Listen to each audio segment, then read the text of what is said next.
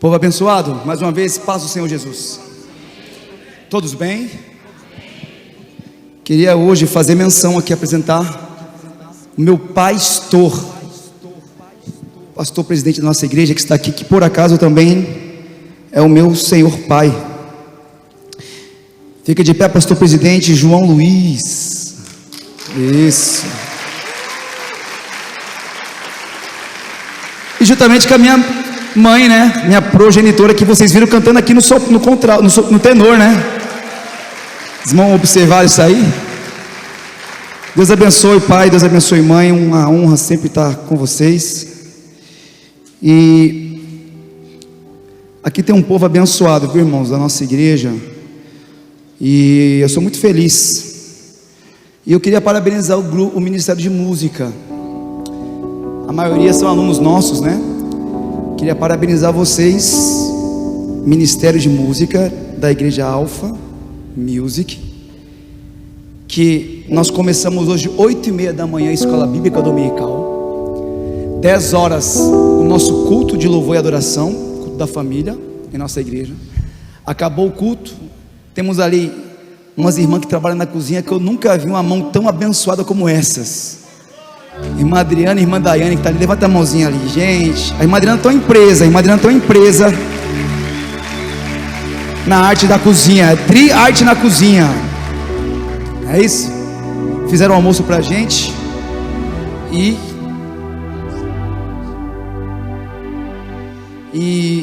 ficamos ali, almoçamos juntos, né? Aí dei aquela cochilada de meia hora ali na igreja, mesmo com todo mundo ali. Eles começaram a passar as coisas. Ensaiamos até as 4h30, 5 horas, né? Mais ou menos 4 e pouco. Chegamos aqui 5 horas e estamos até agora para a glória do Senhor Jesus. Aplauda ao Senhor Jesus.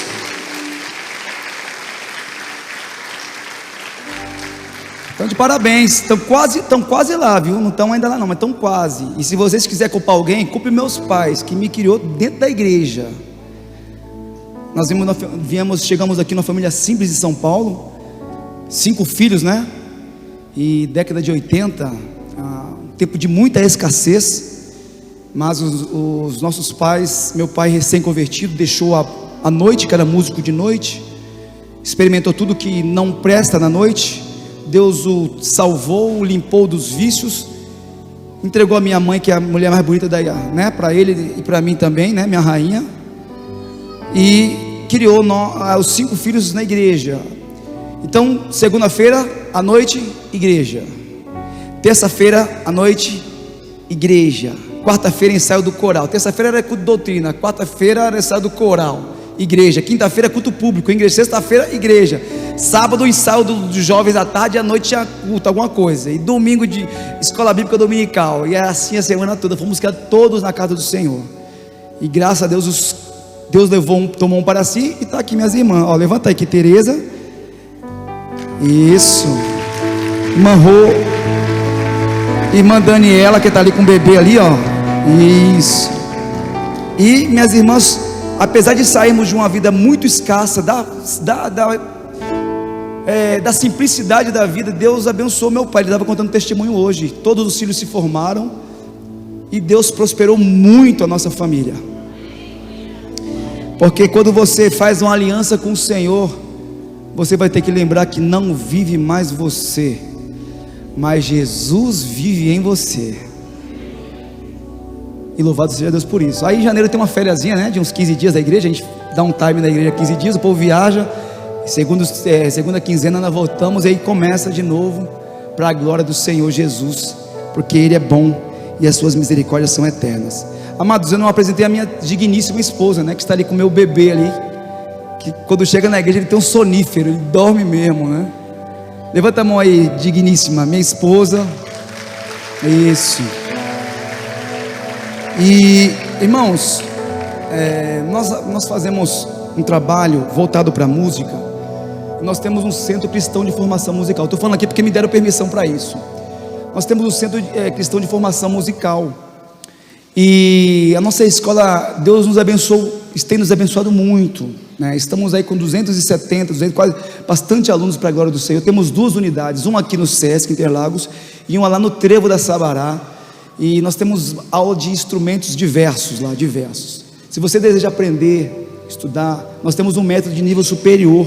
Aquilo que eu aprendi nos meus cursos superiores, eu montei e hoje a gente passa para todos os alunos da nossa escola. Inclusive tem bastante gente aqui dessa igreja que faz aula lá, né, Sarinha? A Sarinha aí, o Josué é um motor na nossa escola aí. Vocês são uma bênção, viu? Márcio, a esposa que é a Juliana, isso. Meu brother Caio, Lulu também, um povo que eu tenho um carinho muito grande. Pastor Samuel, muito obrigado por essa honra, tá bom? Sua esposa que está ali também ao seu lado, Deus abençoe vocês. E sábado agora, queridos, dia 20 de dezembro, nós teremos uma cantata de Natal. Você conseguiu passar arte para eles, Carol? Não? É que eu estou sem internet aqui, porque eu estou conectado na mesa ali. Dia 20 de dezembro, nós teremos uma cantata. No final, acho que ela pode colocar, não pode? Sábado agora que vem, às 4 da tarde, nós teremos a cantata da nossa escola. Irmãos, vai ter apresentação de violino, violoncelo, violão, teclados, baterias, vários alunos tocando ao mesmo tempo. E depois vamos ter um musical, uma peça de teatro, como você nunca viu, com um coral dos alunos que está extraordinário. E a entrada é gratuita, no Blue Tree Hotel aqui, no Espaço Transatlântico. Verbo Divino, entrou na Verbo Divino, né, João? Primeira esquerda ali já é o hotel onde nós vamos fazer o evento da escola. Se você puder, e eu vou ficar muito feliz de encontrar bastante gente daqui lá, esteja lá, entrada gratuita, 4 da tarde, sábado que vem. Coloca na sua agenda isso aí, e você vai sair dali, eu tenho certeza que cheio do poder de Deus, que a peça está poderosa mesmo. João capítulo 5, versículo 12. Se tem estacionamento? Tem estacionamento, mas esse estacionamento é de graça. É de graça. Nós conseguimos até o patrocínio do estacionamento. Nós temos alunos, um pessoal de fora que nos ajuda, e nós conseguimos fazer esse evento lá. Então, até o estacionamento que você pagaria lá, fui lá e estacionei um dia lá, quase R$70 me cobraram lá, e você vai pagar nada por isso. Então, dia 20, que é sábado que vem, às 16 horas, grande cantata de Natal do Centro Cristão de Formação Musical, que leva o meu nome, Melquisedeque Souza. Amados, sem delongas, vamos entrar no texto bíblico, João capítulo 5, verso de número 12. Aquele papel que o pastor Samuel me deu, eu coloquei em algum lugar para eu entender o horário. Me dá esse papel, por gentileza, Camilinha. Hoje tivemos a entrega de certificados para os novos integrantes do corpo de Cristo na igreja. Desceram as águas, a Camila, ela se entregou a Jesus e desceu as águas. Amados, eu estou aqui em 19h53, eu tenho que ir até, pastor Samuel, até 8h30, mais ou menos, é isso? Deixa eu correr um pouquinho para ir um pouquinho até aqui com vocês. Amados, João capítulo 5, versículo de número 12. Semana de muito trabalho para a glória do Senhor. Tá bom, então. Eu vou tirar o fone aqui, e aí eu vou pedir para o meu amigo me botar retorno aqui, por gentileza. E põe retorno para eu. João 5, capítulo, versículo 12 diz assim.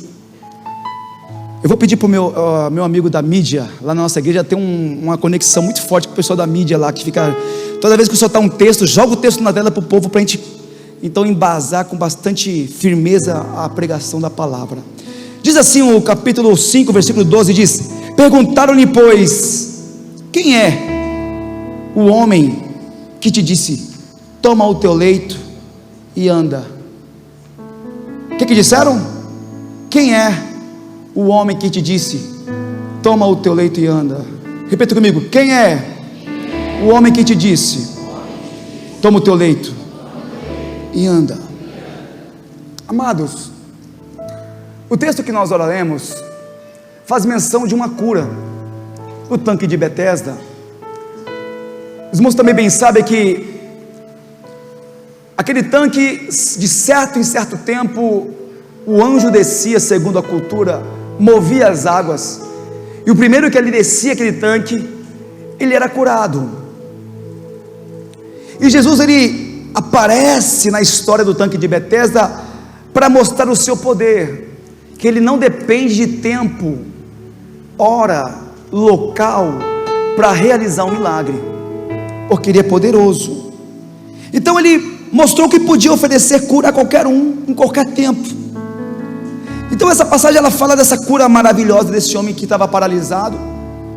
E quando ele é curado, então ele se apresenta ao sacerdote. E eles perguntam: quem é o homem que te disse, toma o teu leite e anda? Quem é? E se nós observarmos Mateus capítulo 4, versículo 41, Marcos capítulo 4, versículo 41, no episódio da tempestade, Jesus acalmou a tempestade, e alguém também faz uma pergunta: quem é este que até o vento e o mar lhe obedece? É uma pergunta. Se formos em Mateus 16, Jesus chega em Cesareia de Filipe, e ele interroga os seus discípulos dizendo assim: que dizem os homens ser o filho do homem? Alguns respondem João Batista, outros dizem Elias, outros dizem Jeremias.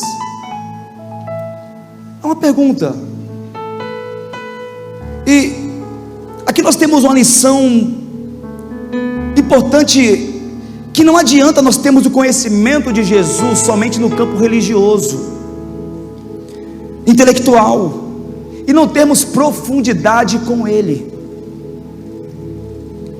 Eles não sabiam quem era Jesus, não conheciam quem era Jesus. Então Jesus pergunta assim, ele restringe a pergunta agora para os discípulos, e pergunta para ele diretamente: e vocês, e vós, quem dizes que eu sou? Simão toma a palavra e fala: tu és o Cristo, o Filho do Deus vivo. E Jesus responde assim: Simão, bem-aventurado és tu, porque quem te revelou essa verdade não foi carne e sangue, mas foi o próprio Deus. E eu vim preparando essa mensagem, eu quero embasar hoje sobre essa pergunta: e vós, quem dizes que eu sou? A pergunta que eu faço nessa noite é: você conhece a Cristo? Eu conheço a Cristo? Nós de fato sabemos quem Ele é? Eu quero chamar um segundo texto que está em 2 Coríntios, capítulo de número 5, versículo de número 17, que diz assim, é um texto muito conhecido da igreja: assim que, se alguém está em Cristo, uma nova criatura é, e as coisas velhas se passaram, e tudo se faz, e tudo se fez. Paulo está falando de uma transformação, está falando de um estado de uma velha natureza para uma nova natureza. A expressão aqui do grego é metamorfos, é algo que está em desenvolvimento, em transição, em evolução. Então, quando nós lemos o versículo 16 do capítulo 5 de 2 Coríntios, Paulo diz assim, olha como ele escreve: assim que daqui por diante a ninguém conhecemos segundo a carne, e ainda que também tenhamos conhecido Cristo segundo a carne, olha o que ele vai dizer: contudo agora já não o conhecemos deste modo. Aí ele faz um vínculo escriturístico no versículo 17, pelo que, se alguém está em Cristo, uma nova criatura é, as coisas delas se passaram, e eis que tudo se fez novo. Então Paulo ele está nos ensinando aqui que existe duas maneiras de conhecer a Cristo: a maneira de conhecer segundo a carne, e a segunda maneira de conhecer segundo a revelação, a experiência com Deus. E o que é conhecer a Cristo segundo a carne? Conhecer a Cristo segundo a carne é conhecer o Cristo de modo natural, é conhecer o Cristo da história, da religião, da filosofia, da escola bíblica, é conhecer a Cristo segundo a ótica do pregador que está aqui nessa noite, ou dos cultos que nós viemos. É o conhecimento intelectual, é o conhecimento superficial. E quando nós lemos o livro de Jó, ele vai citar sobre isso. Eu deixei solto porque eu estava cantando e estava espremendo. Me arruma aqui, ela é formada em moda, então ele está me ajudando aqui, me ajuda aí, obrigado. Jó, no capítulo 42, ele conhece a Deus de uma forma diferente. Ele fala assim, ó: antes eu te conhecia de ouvir falar, mas agora não. Agora os meus olhos te veem. Há uma forma de conhecermos a Jesus que muitas vezes nos leva para o campo religioso. E é por isso que Jesus fala para Simão, quando ele fala: tu és o Cristo, filho do Deus vivo, ele fala: bem-aventurado, mais do que feliz é você, Simão. Porque quem te revelou isso aqui não foi o homem que te revelou, quem me revelou a você foi meu próprio Pai. Meu próprio Pai. Então, conhecer a Cristo segundo a carne, querido, nessa perspectiva, você encontrará grandes mestres, doutores, nas grandes universidades. Você vai sentar em grandes igrejas, em cadeiras de igrejas que são poderosíssimas, que falam de Jesus, e até alguns religiosos, e por que não dizer de céticos, que conhecem Jesus. No curso que eu estava fazendo na faculdade de estética musical, doutor em filosofia e doutor em música pela USP, o doutor Sidney, um dia ele pegou uma Bíblia, e aquilo foi surpreendente, uma Bíblia grande, velha e grossa, aquelas Bíblias bem antigas, bem grandona, e jogou na mesa e abriu a Bíblia, e ele começou a dissertar o livro de Gênesis. No princípio era o Verbo. Como é que é?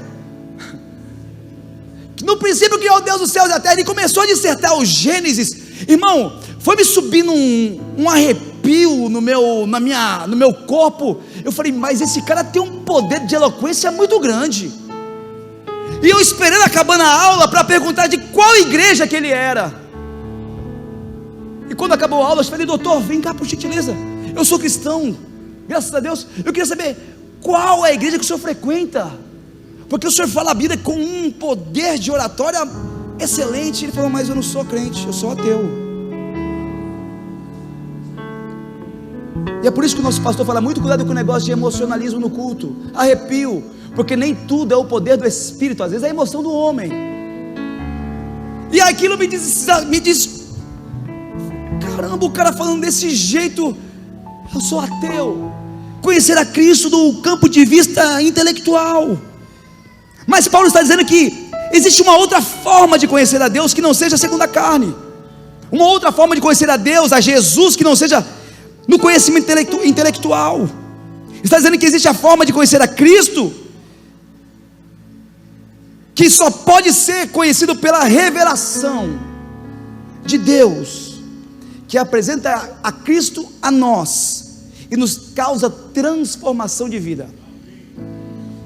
Então é possível que você frequente a igreja todos os cultos, todos os domingos, vem para a escola bíblica dominical, toma ceia, está há anos na igreja, e é possível que você conheça Cristo apenas do ponto de vista intelectual, o ponto de vista do pastor, e nunca pela experiência. Por quê? Porque não há transformação de vida. Então, o apóstolo está dizendo que existe uma forma correta de conhecer a Cristo, que aqui no texto de 2 Coríntios ele chama de o outro modo, não intelectual, não da literatura, não da história, mas o Cristo que opera o milagre em nós. E eu quero lhe dar exemplo aqui de alguém que conheceu a Jesus segundo a carne e não viveu nenhuma experiência, nenhuma transformação, porque o conhecimento intelectual não transforma. Não transforma. Eu quero falar de Judas Iscariotes. Judas conhecia Cristo, irmão, mais do que eu e você. Judas, ele não era discípulo, ele era apóstolo. Existe uma diferença entre discípulo e apóstolo.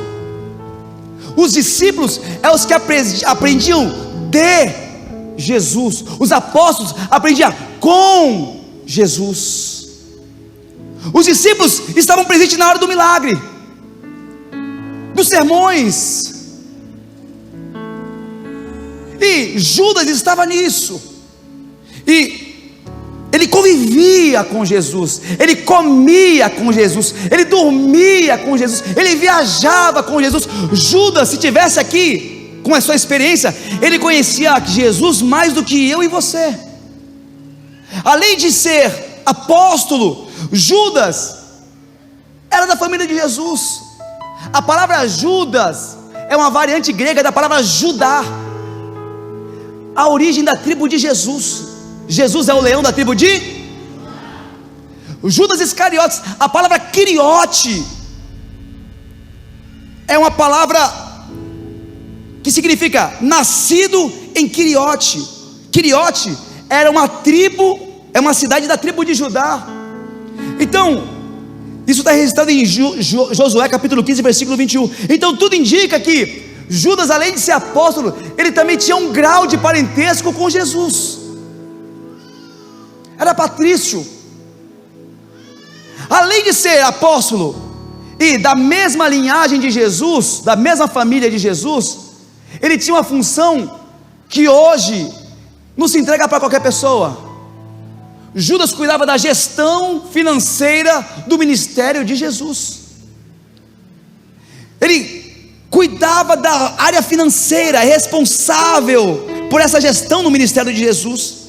Ele sabia quem era Jesus, no entanto, o traiu, vendeu-o por 30 moedas de prata, mas ele sabia quem era Jesus, ele conhecia Jesus, no entanto, o conhecia somente segundo a carne, porque não experimentou a operação do poder de Cristo no seu caráter.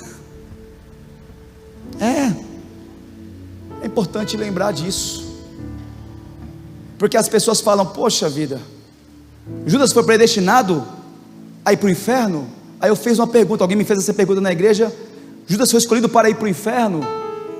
Aí eu fiz uma pergunta para o rapaz, eu vou te responder com outra pergunta: se Judas tivesse se arrependido e de pedir perdão a Jesus, Jesus não o tinha perdoado?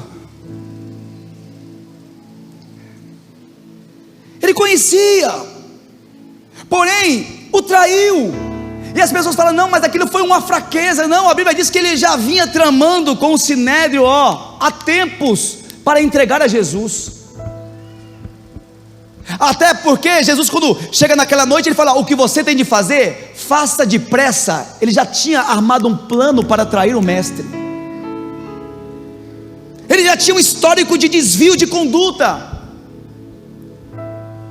já tinha negociado. A verdade, meus irmãos, é que a gente pode conhecer muito sobre Cristo, da história de Cristo, mas a pergunta que eu faço é: você o conhece pela revelação de Deus? Porque servir no ministério é muito bom, vir para a igreja é muito bom, e você pode até receber um título, um cargo, isso é muito bem, é muito bom, mas a pergunta que eu faço: você conhece a Cristo? Em qual nível? Em qual ponto? É intelectual? É do oba-oba? É onde vai todo mundo? E eu quero te dar outro exemplo de pessoas que conheceram a Cristo, mas não foram transformadas por ele. Não foram transformadas por ele.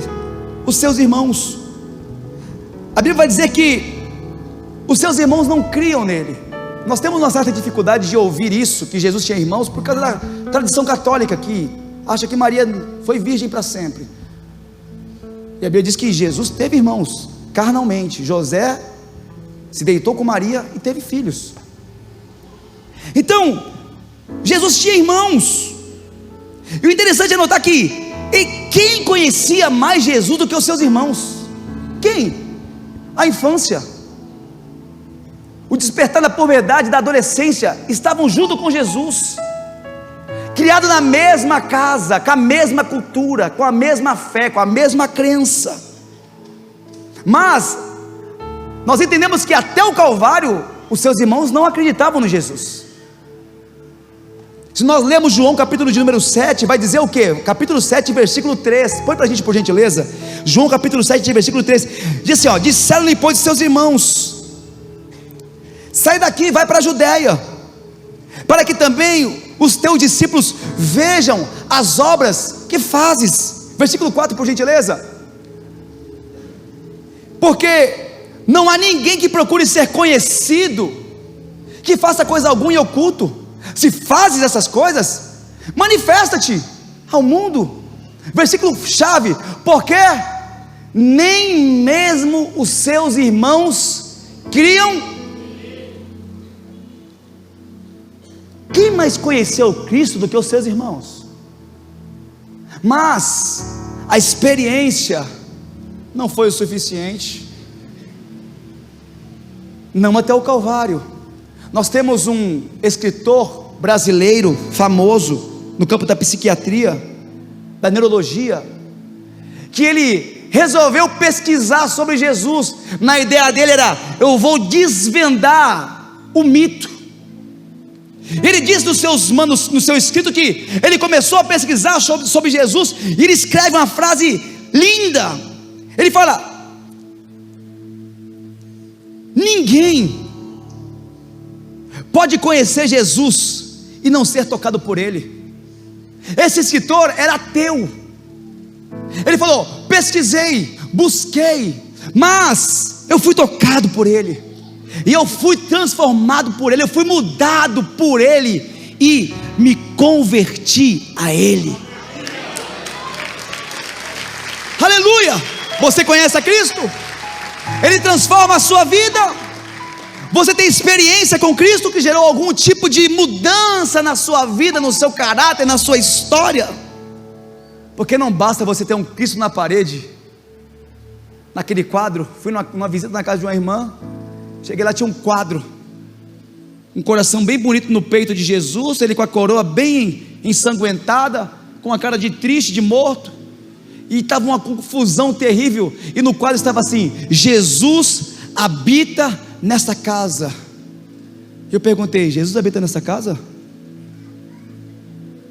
Porque se ele habitasse nessa casa, não há guerra, há paz, porque ele é o príncipe da paz.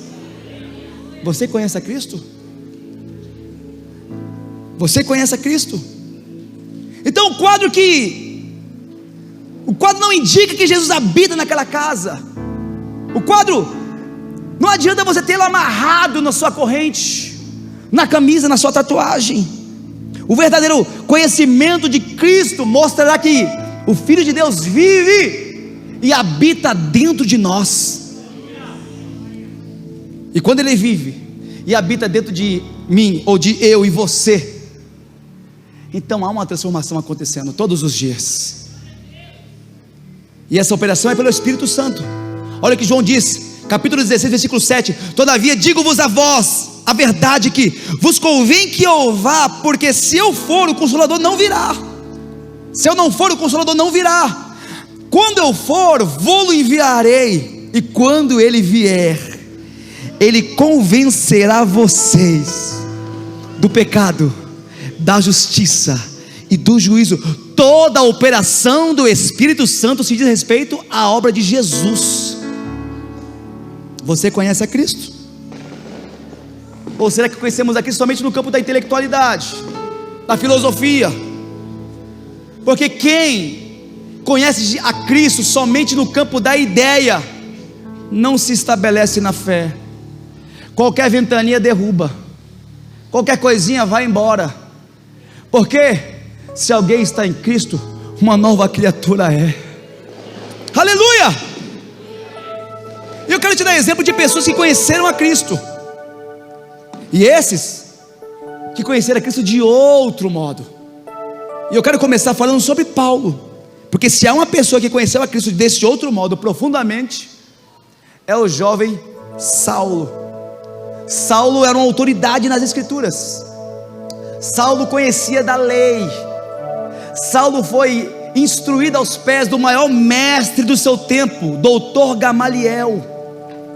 E Saulo ele perseguia a esse Cristo. Ele somente conhecia o Cristo da história, ele só conhecia o Cristo daquilo que ele ouvia falar. E tanto conhecia esse Cristo da história que decidiu perseguir, torturar e matar os seus seguidores. Era um algoz do Evangelho. Mas quando você lê o capítulo 26, eu quero ler esse texto com vocês, capítulo 26 de Atos do Apóstolo, versículo de número 9. Eu quero ler esse texto com você com essa riqueza de detalhes.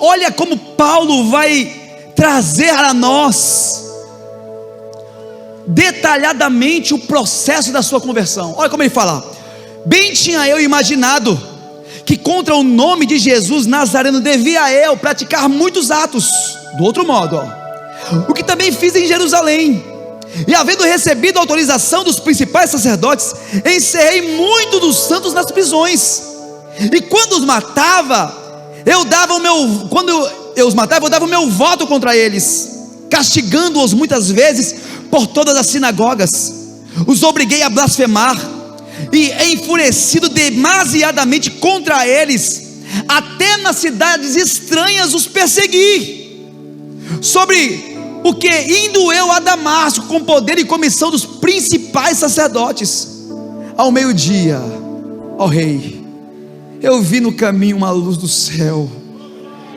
que excedia o esplendor do sol, cuja claridade me envolveu a mim e aos que iam comigo, e caindo nós todos por terra, ouvi uma voz que me falava em língua hebraica, dizia: Saulo, Saulo, por que me persegues?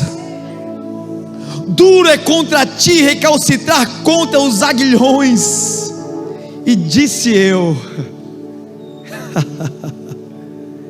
quem és, Senhor? Até esse momento Saulo conhecia Jesus de ouvir falar na história, mas a partir dessa revelação, Jesus disse: Saulo, eu sou o Cristo, o Jesus a quem você persegues. Querido, conhecer a Cristo nesse nível de revelação, a vida do ser humano nunca mais é a mesma.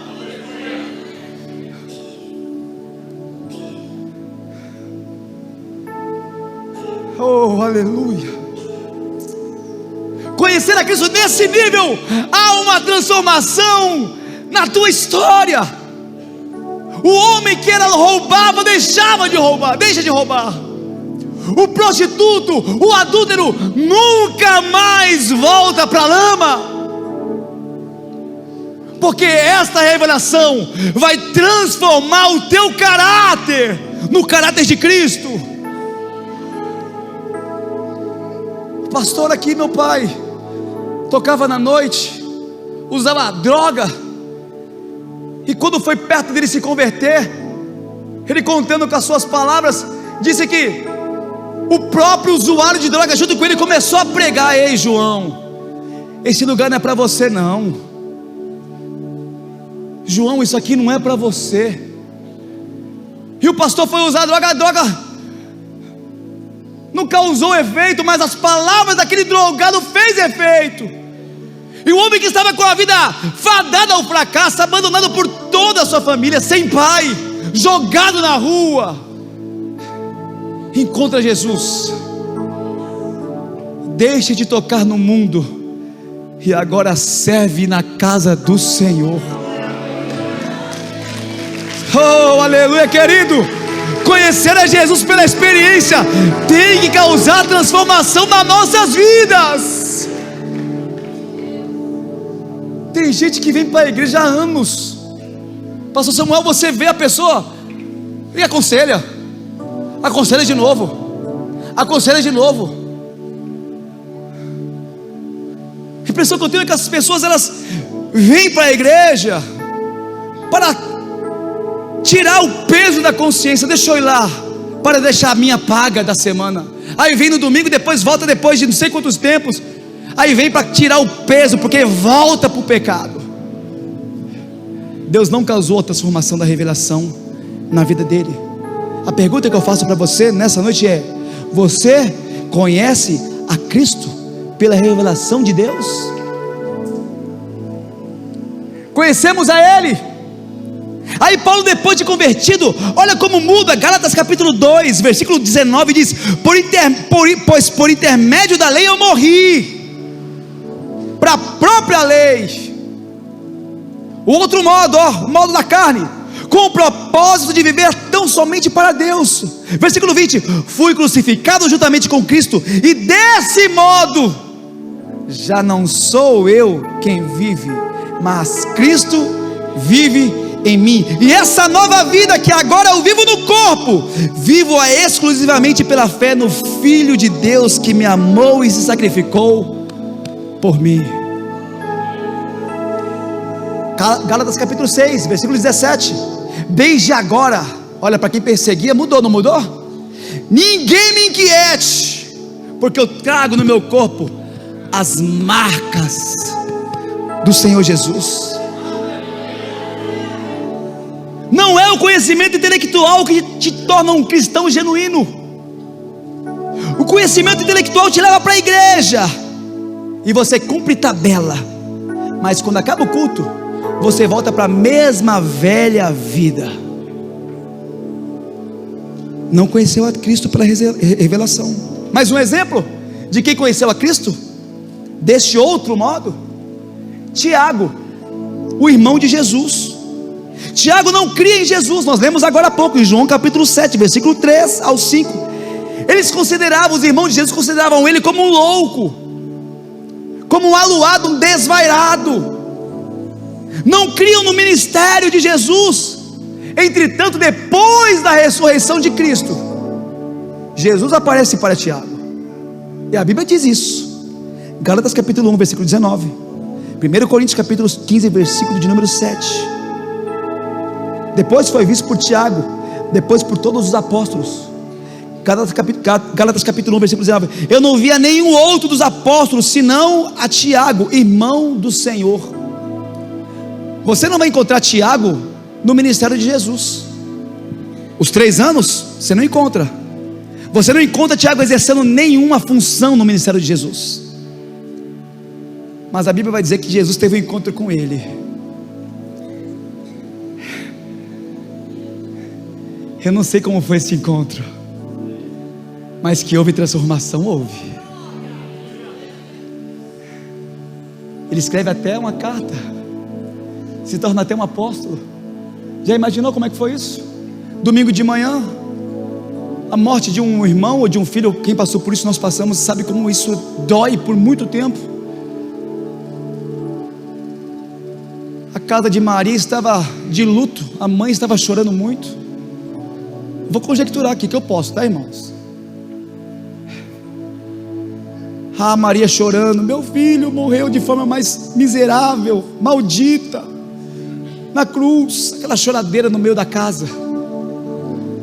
Aí de repente alguém vai lá e bate na porta.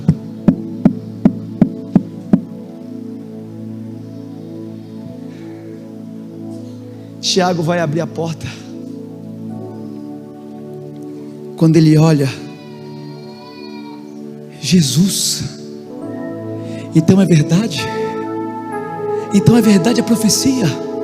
Tiago, olha aqui, transpassaram a lança, olha minhas mãos, tem cravos, olha aqui, mas eu estou vivo para todo sempre. Tiago de repente cai no chão: me perdoa por não crer.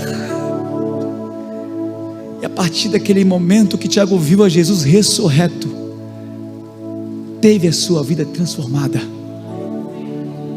Você conhece a Cristo? Eu conheço a Cristo?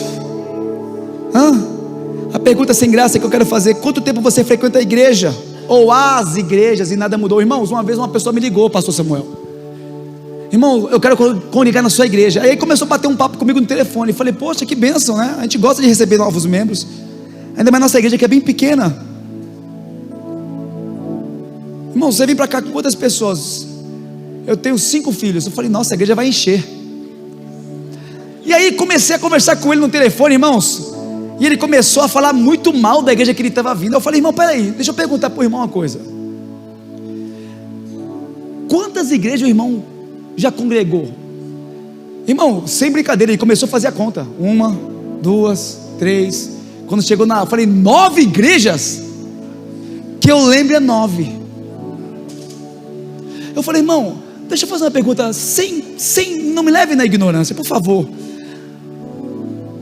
Então por que você quer congregar na nossa? O que vai mudar? Aqui o povo tem os mesmos defeitos que as outras, todo mundo é humano. E na hora o Espírito de Deus me pegou assim. Falei: irmão, não é mudar de igreja, é mudar de vida. Fica pulando de galho em galho, não se estabelece em lugar nenhum. Por quê? Porque não conhece a Cristo pela revelação. Aí acha defeito no pastor da igreja, é na irmã da canzinha, é no irmão que não falou com ele. Teve uma irmã na igreja nossa que um dia ficou chateada porque a irmã não cumprimentou ela. Minha irmã não cumprimentou, estou chateada. Acabou, irmão, deixa eu perguntar. A irmã está angustiada o culto todinho, chorando, só porque a outra irmã como é que fala? Não te cumprimentou? Você conhece a Cristo, irmão? Nós conhecemos a Cristo? Igreja não salva ninguém, quem salva é o Senhor. Pastor não salva ninguém, quem salva é Jesus. Firmeza na fé, querido. Firmeza na fé, na verdade. Oh, aleluia, aleluia. Deus é poderoso. Pelo quê? Se alguém uma nova, quando acaba o culto, porque aqui nós ficamos pentecostal, crente, aqui nós ficamos, a revelação de Deus vai ser manifesta, não é aqui somente, mas quando você chega em casa, é quando você maltrata a sua esposa, é quando você maltrata seus filhos, é quando você não respeita o seu patrão no seu trabalho, é quando você tenta dar o jeitinho que todo mundo diz que é o jeitinho Brasil. Quem conhece a Cristo, meu irmão, é uma nova criatura, e as coisas velhas se passaram, eis que tudo se fez novo. Você conhece a Cristo? Eu conheço a Cristo. Nós moramos aqui, e lá perto da nossa casa tinha uma criação de bicho, de animal. Até hoje tem vaca. Se você for lá, irmão, parece que está no interior de São Paulo mesmo. É aqui, perto do Sesc, na entrada do Graúna. Vaca, você está andando na rua, você tem que desviar porque tem cavalo, tem vaca. Eles dão um grito lá maravilhoso. Quando nós éramos crianças, nós tínhamos meu irmão falecido, gostava muito de animal, todo tipo de animal ele queria ter em casa. E tinha na frente da nossa casa uma criação do seu italiano de porco. E meu irmão gostava muito daquilo. E um dia ele pegou o porco, levou lá no quintal, pegou a mangueira e falou: vamos lavar isso, vamos deixar esse porco bem bonitinho, bem arrumadinho. E tacou mangueira e foi tirando o meu irmão lama, e pá. E o porco ficou bem limpinho. Ele falou: vai lá, pega o shampoo de casa. Naquela escassez, né? Fui escondido, peguei o shampoo, jogamos shampoo no bicho e saboando, ficou, que coisa mais gostosa. Tem talco, joga talco no bichinho. E daquela lavada maravilhosa, e o porco ficou bonitinho, meu irmão.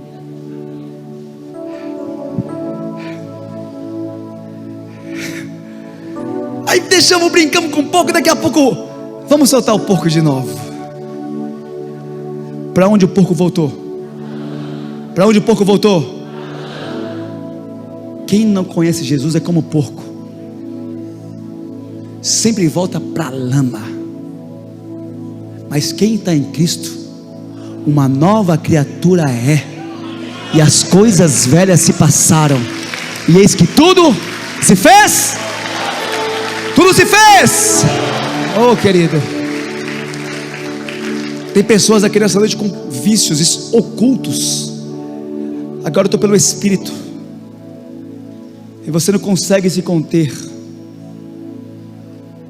Deus quer operar na tua vida a transformação.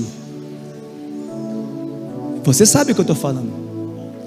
Quando acaba o culto e quando você fica só, você sabe, e o Espírito sabe. Eu quero te convidar nessa noite para você refletir, pensar: como é que eu conheço a Cristo? E se eu o conheço, qual é a transformação que Ele causou em minha vida? E não é porque eu sou bom, mas irmão, posso ser sincero para você? Eu não sou mais o Melquisedeque nem de 3 anos atrás. Mas não é porque eu sou bom, porque eu mudei. Mas quando você entrega a sua vida para o Senhor Jesus, Ele tem esse poder de transformar. E a história que foi estabelecida de desgraça, de miséria, de derrota, Deus gira e te coloca numa posição de vencedor. Porque em Cristo nós já somos mais do que? Você não é porco, você é filho do Deus Altíssimo. Deus está falando. Conhece a lagarta? Conhece? Andava entre as folhas, comia folhinhas nos caules, nas árvores, nas florestas, rastejava-se. A lagarta, então, alguém perguntou, aliás, pergunta para a borboleta: de onde você veio? Você sempre nasceu, porque toda vez que você vê uma borboleta, qual é a sensação que você tem? Não é de alegria? Quando ela voa, aquelas asas bonitas, aquela monte de cor, não traz um sentimento de alegria? Mas se ela contar um pouco da história dela, da transformação, ela vai dizer assim: eu me rastejava, era pequeno no meio da floresta, qualquer coisa podia me matar, pisar sobre mim, e eu andava devagar. E um dia eu construí uma casa com a comida que eu comia das folhas. Eu construí um casulo e me enfiei dentro dele. E eu comecei a sentir meu corpo doer. Eu comecei a sentir uma mutação, uma metamorfose no meu corpo. As minhas perninhas começaram a cair. Eu fiquei fraca, não podia mais andar e estou triste. E na medida que eu ficava triste, eu sentia meu corpo se moldar, se mover, transformar. Eu sentia algo despontando nas minhas costas, e eu não sabia o que era. Eu fiquei assustado com aquilo. E à medida que ia se despontando, ia me rasgando, ia me sentindo muitas dores, porque a transformação dói.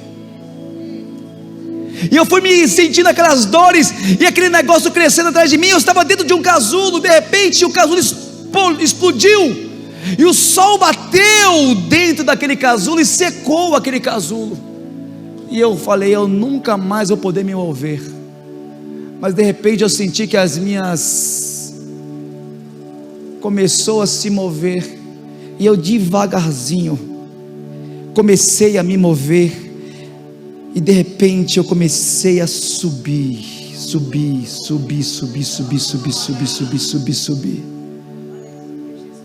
E se você perguntar para uma lagarta, para uma borboleta, se você quiser perguntar para uma borboleta se ela quer voltar a ser lagarta, o que ela vai dizer? Porque quem acostumou voar não consegue mais se rastejar. E aqui eu estou falando do pecado. Pelo quê? Se alguém, uma nova, as coisas velhas e tudo.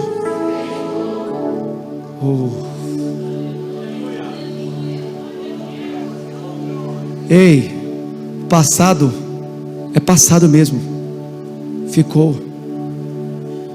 Por que você olha para um carro, vê o retrovisor pequeno e um para-brisa gigante? Passado é pequeno, é só para lições, mas eu tenho que focar no futuro, é na frente. A vida que eu vivia, não posso mais, pelo que? Uma nova. Pastor Samuel, vamos ficar de pé. Quero entregar o momento da palavra. Oh, querido, eu quero orar por você. Não precisa nem você querer se revelar nem nada. O Espírito te conhece e me conhece também. Essa água é minha?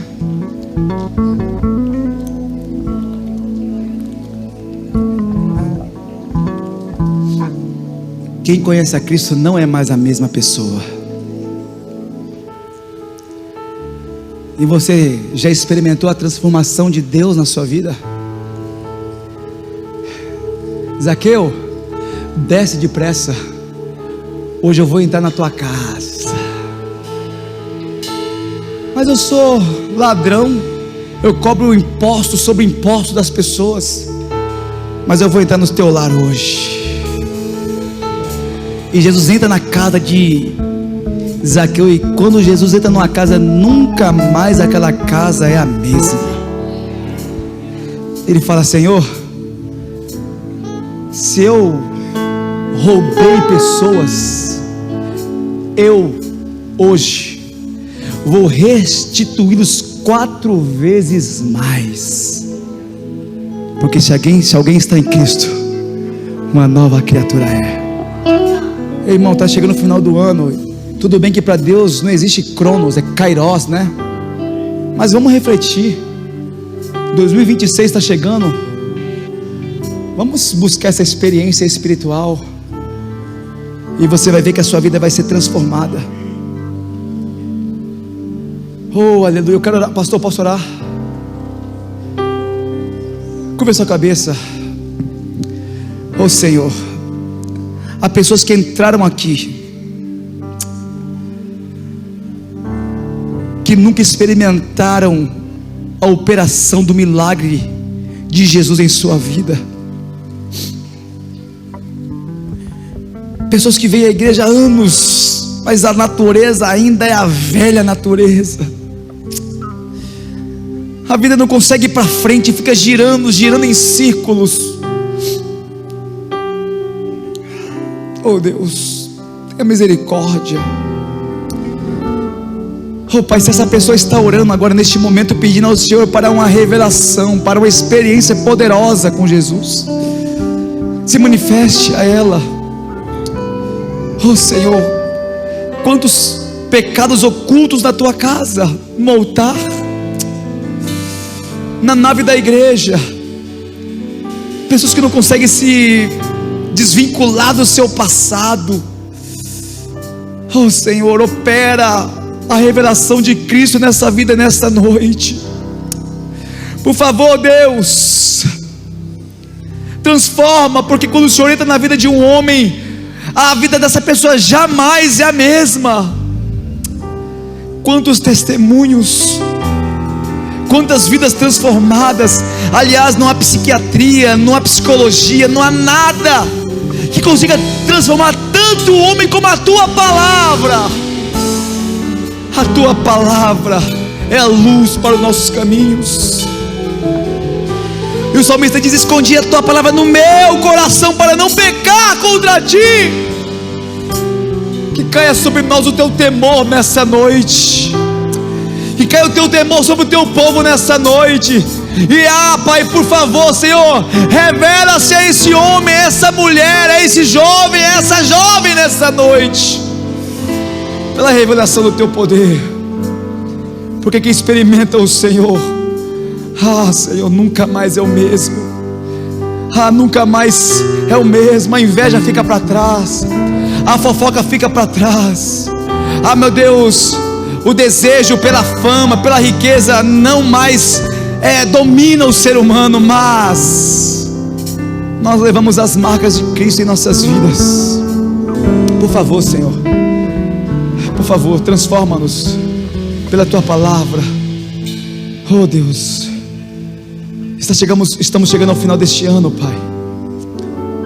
Senhor, é tempo de recomeçar, é tempo de voltar. Porque se Sansão tivesse voltado, Pai, não tivesse continuado errando, a sua história não acabaria daquela forma. Mas ele foi atropelando princípios, quebrando princípios do nazireado, e o seu final foi como escravo dos filisteus. Por favor, Senhor, Transforma-nos, que possamos conhecer a Jesus pelo verdadeiro poder do Senhor. Pelo que, se alguém está em Cristo, uma nova criatura é, e as coisas velhas se passaram, e eis que tudo se faz novo. E se você crê nisso, diga amém, aplauda o Senhor bem forte.